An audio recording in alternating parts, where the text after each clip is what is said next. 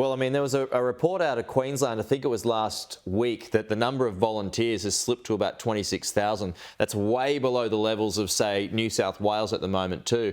So, I mean, is that too little too late? I mean, now there's a campaign to try and get residents to sign up to be a volunteer, but is it too late? Look, it's never too late. You've got to keep asking for volunteers, but it's really these young kids. It's putting that volunteerism and patriotism back into the country. And I think the only way that we can start that is hitting those kids either, in that grade 9 and 10 period when they're at high school and teaching them the basics so we can use them in the future. We don't have a choice here, and that's what we're going to have to do. There will have to be some sort of curriculum put in place at the high school level to teach these kids what they need to know. So we're going to need to rely on them. We don't have a choice, mate. Just moving on to the new polling out today, Jacqui, on The Voice, just 1/3 of the country will vote yes on these figures. Despite stronger campaigning, there's no uptick. So why isn't it translating in your view? It's really worrying. I don't see a plan B. In the meantime, by the time we get through this, if the voice does go down, the other issue is they've basically just sat stagnant, comatose for 18 months and nothing's changed out in those communities.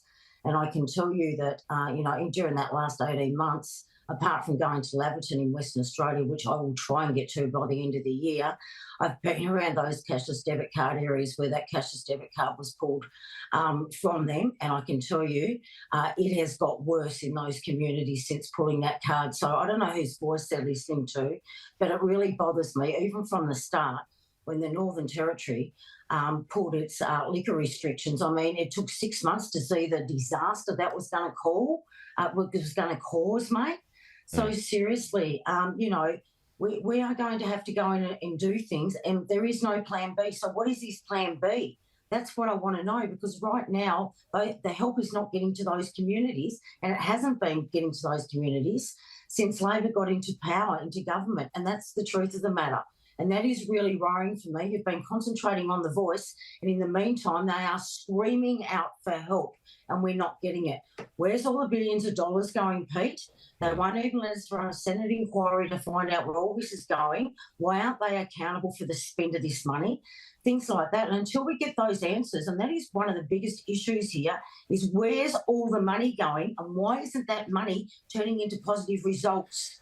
Why aren't they looking at this? They won't look at this until, well, they've given us a guarantee they'll start looking at this after The Voice.